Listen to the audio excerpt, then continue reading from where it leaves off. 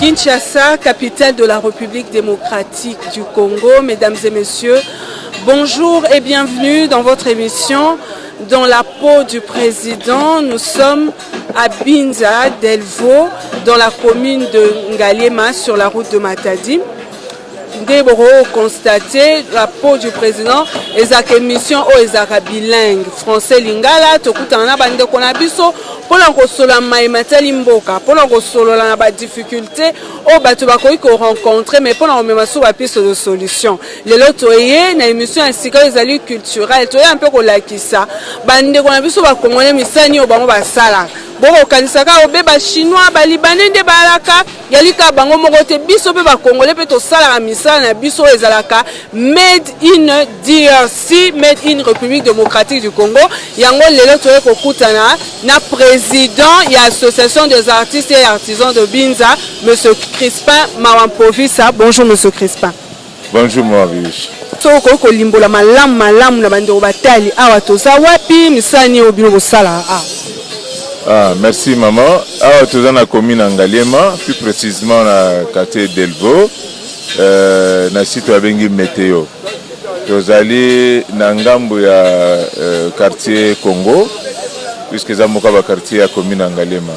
Alors, tous allés association des artistes et artisans de Binza. Donc lisanga oyo ezo sangisa baye bi kosala musala ya maboko. Mingi na secteur etali menuiserie à bois plein, ajustage na vannerie, bato ba osala kekele, pe lokola bato ba osala sculptage, ba dessin likolo na mabaya, bato ba osala garnissage, ba kiti ba fauteuil, lolengo to vandeli. Et voilà, tous au moins 7 secteurs d'activité, maroquinerie pesana kati, couture pesana kati. Mais ça fait combien de temps que site ESO existait? Nous existons depuis bientôt 3 décennies, hein. C'est depuis 1992 que ça coexistait, 4 Sika. Mais c'est quand on trouve le site, on a des difficultés que nous rencontrées sur place. La difficulté est vraiment énorme, puisque Moussala toujours ça là, oui, c'est par inspiration et puis par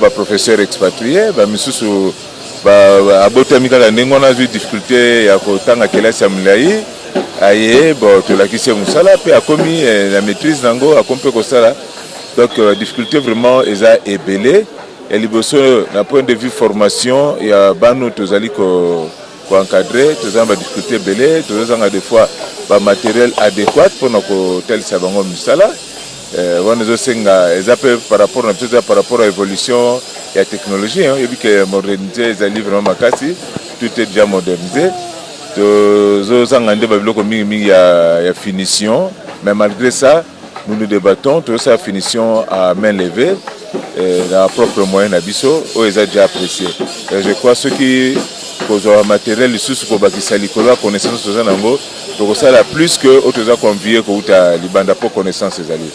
La difficulté, monsieur les alliés d'ordre administratif, la biso mingi makambo etali ba taxe eleki ebele, tozo bundana nango, tozo solo à chaque fois na ba konzi, na moni bandi ko comprendre biso, bandi ko réduire muke, mais mingi penza pona ko senga penza malamu ezali ete eza musala moko fallait ba exonérer biso na ba taxe. Ba taxe oyo ozo sala ba ya environnement il faut foutre taxe, économie il faut foutre taxe. Culture et art, il faut foutre taxe, DGIP, le col il faut foutre un paco, vous en avez l'État, vraiment, taxe et moi et belé, au niveau de l'habitude, toujours qu'on a pour maîtriser comme tel. Mais c'est quoi la taxe en vous à combien? Bon, chaque service a une taxe, il y a un montant, et DGI dernièrement, de foutre 65 000 francs, quelque chose comme ça.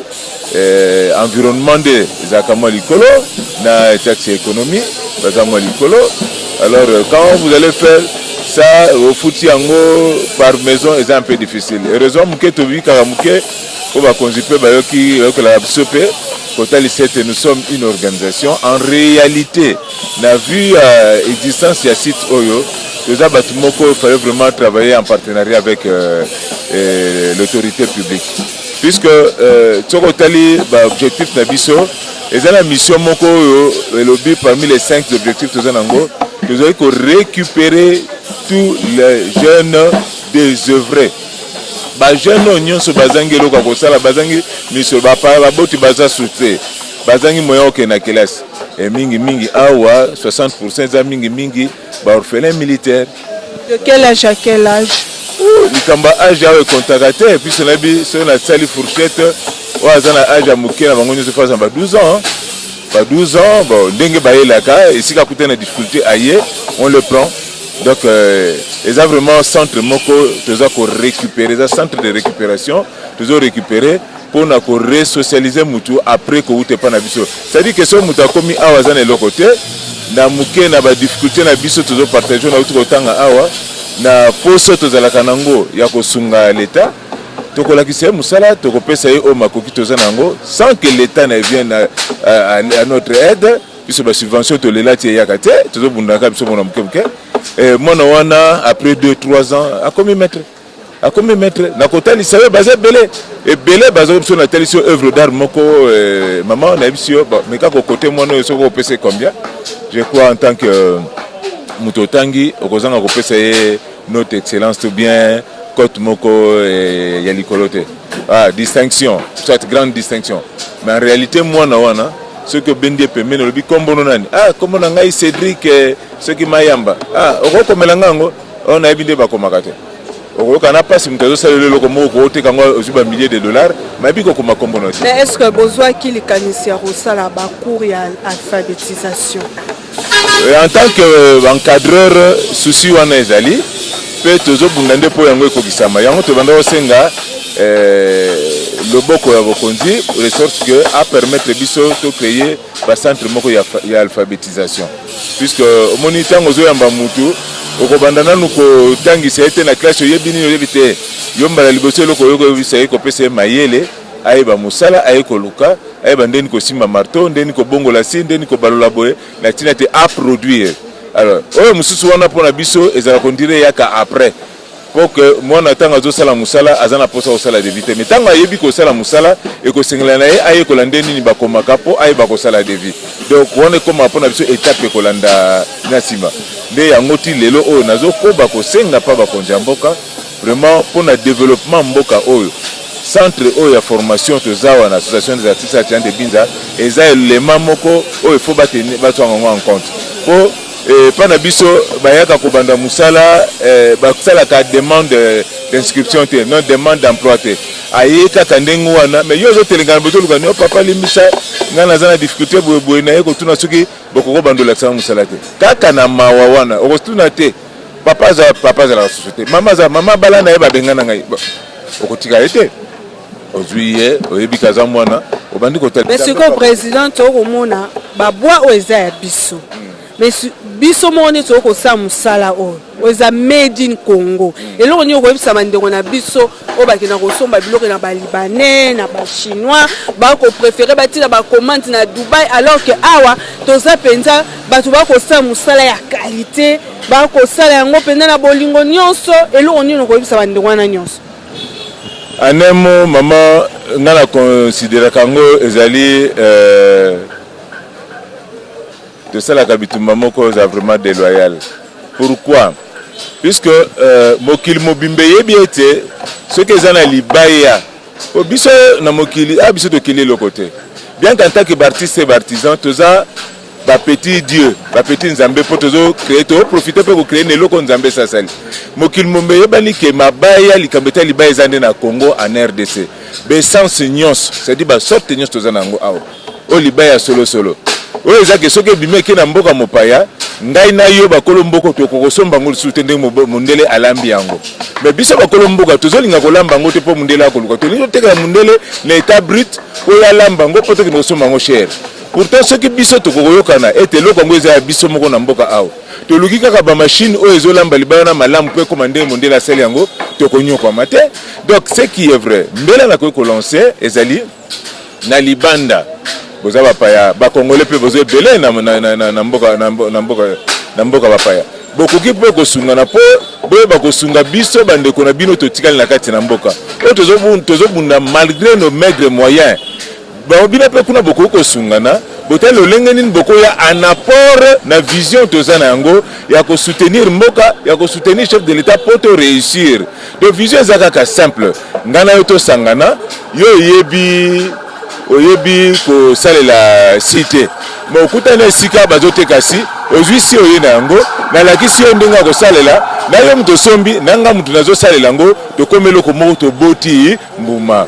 Bande Obalandi à Vox People TV dans la peau du président Binomo Bouti Rolanda, Oaza président et association des artistes et artisans de Misa. Oaza Moussana Busso Kosala Malabana Mbo. Ce qui biso mokoto ko valoriser misalo toyi ko salate moto ko sala ngona place na biso azalité.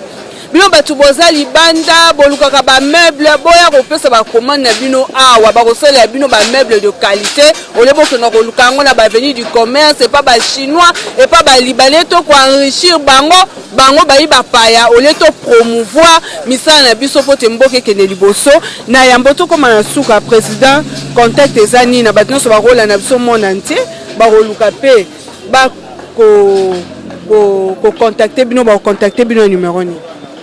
Merci Maman Bibiche. Nakopesa numéro na téléphone 081 69 16 320. Dans le 081 69 16 320. Topé na 089 58 18 990. La 089 58 18 990. Wana bakozanga directement et nyonso bakozanga bosenga tokoyeba kosolela ngo. Dans la peau du président, toujours continuer. Président Azaye Morote, artiste de Moussoupe Bazali, artisan Moussoupe Bazali, Otoro Sola Bango. Dans la peau du président, toujours continuer.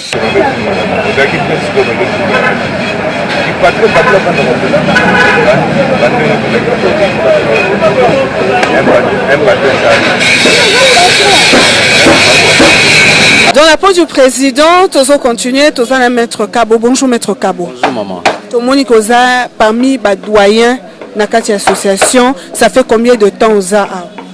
Depuis 1978.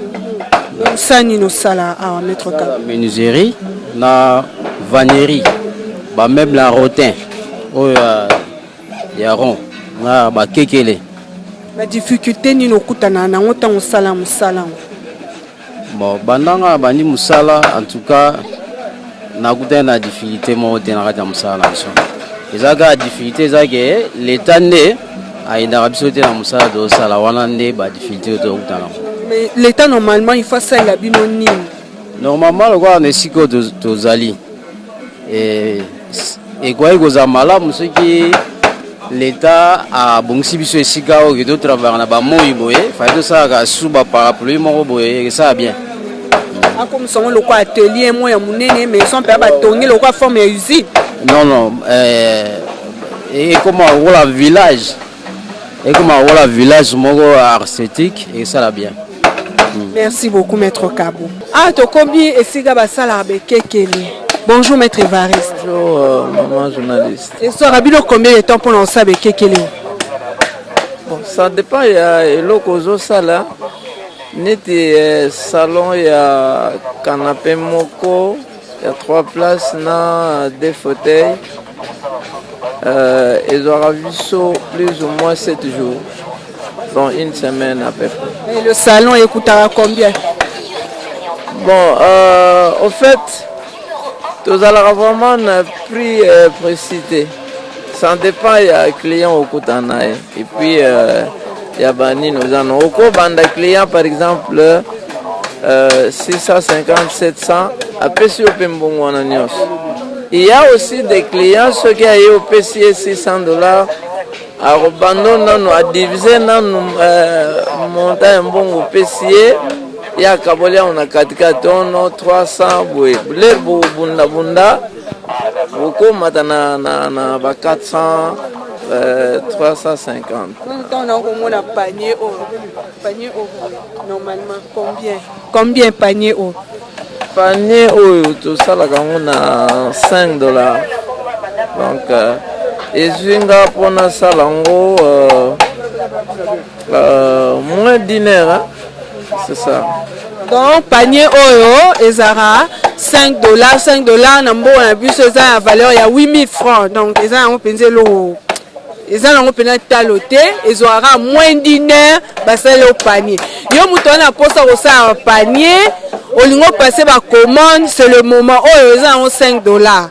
Mais souvent le muto ko passer ate ba 100 commandes, ba 20 commandes wana il faut ko kitisa ba 20 pièces ya oyo ko kitisa. Oui, effectivement, ce qui en tout cas on a ils allaient vraiment déjà définir ce qui m'ont aillé à l'ingé biloko ezali belé, il faut que ça ait quand même un prix quoi, il faut que kitila et que l'on les mandam. Maître Evaristo au moins ba ko sala wana eza nsuki nzungu to eza nzungu eza nini lo wana nzungu te eza fauteuil. Ozomona on est nzungu po abaloli yango na forme ya se. Ba soki atelemisa yango boye eza kiti à peu près neti oyo isika papa wana telami kuna. Donc oyo basala yango faire. Problème c'est ko ba difficulté ni. Et le qui kaka ba difficulté ni ko rencontrer la musala oyo. La difficulté pour nous, surtout pour le matériel. Donc, matière, il y a ceux qui stockent et tout sombi, ceux qui est sili, nous ils ont moins de temps.